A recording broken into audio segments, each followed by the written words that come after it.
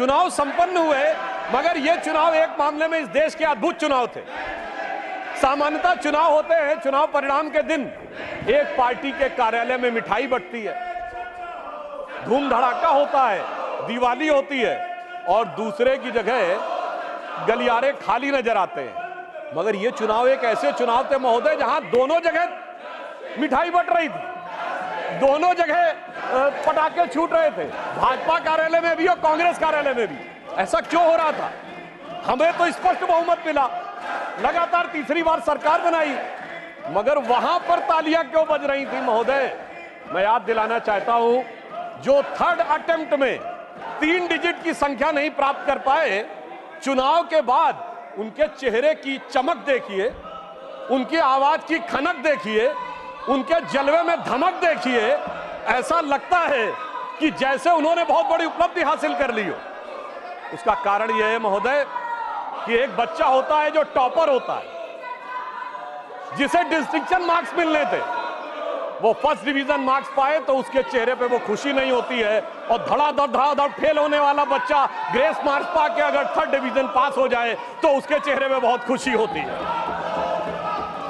मैं ये भी बताना चाहता हूं महोदय, एक जो हमारे कांग्रेस के साथियों में बहुत उत्साह और उल्लास नजर आ रहा है, तो मैं एक अपना अनुभव बताना चाहता हूं। हमारे जनरेशन के जो लोग हैं उन्हें याद होगा कि उस जमाने में जब परीक्षा का परिणाम आता था तो सिर्फ डिवीजन पता लगती थी, फर्स्ट डिवीजन एक, रोमन में सेकंड डिवीजन और थर्ड डिवीजन।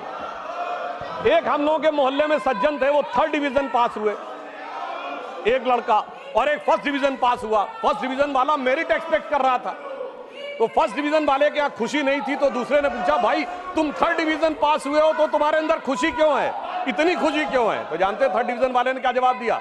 साहब ये तो फर्स्ट डिवीजन आए ना, एक, हमारे तो 3 हैं, first division with 2 bodyguard.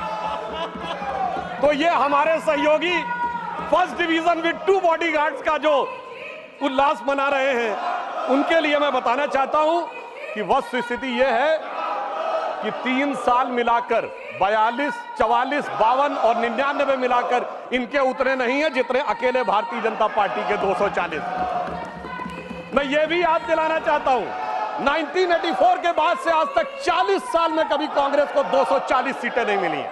PV Narasimha Rao ji के समय में 232 मिली थी, बाद में उनकी कुछ सीटें बढ़ी थी, यानी जो 40 साल में मुकाम नहीं हासिल हो पाया, उसके बावजूद उन लोगों की जिस प्रकार की उच्छृंखलता दिखाई पड़ती है, उसके लिए मैं कहना चाहता हूं, इन्होंने कितनी कोशिश कर ली, मगर प्रधानमंत्री जी तीसरी बार स्पष्ट बहुमत के साथ प्रधानमंत्री बनने में सफल हुए। तो इन लोगों के लिए एक बात कहना चाहूंगा मैं, एक लाइन प्रधानमंत्री जी की तरफ से, कि दरिया का सारा नशा उतरता चला गया, वो मुझे डुबाता रहा और मैं उभरता चला गया।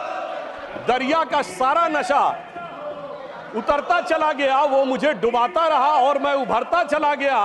और ये 44, 52, 99, अरे मंजिल समझ के बैठ गए जिस पे चंद लोग, मैं ऐसे कितने ही रास्तों से गुजरता चला गया।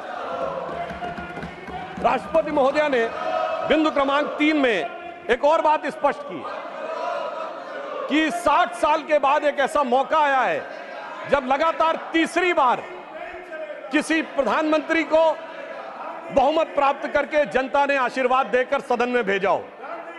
और जिस समय प्रधानमंत्री जी ने ये के बारे में ये विषय आया था, उस समय हमारे विपक्ष के साथी लोग बहुत ज्यादा डिस्टर्बेंस भी किए थे, उनके अंदर कुछ एक बेचैनी नजर आ रही थी। क्यों?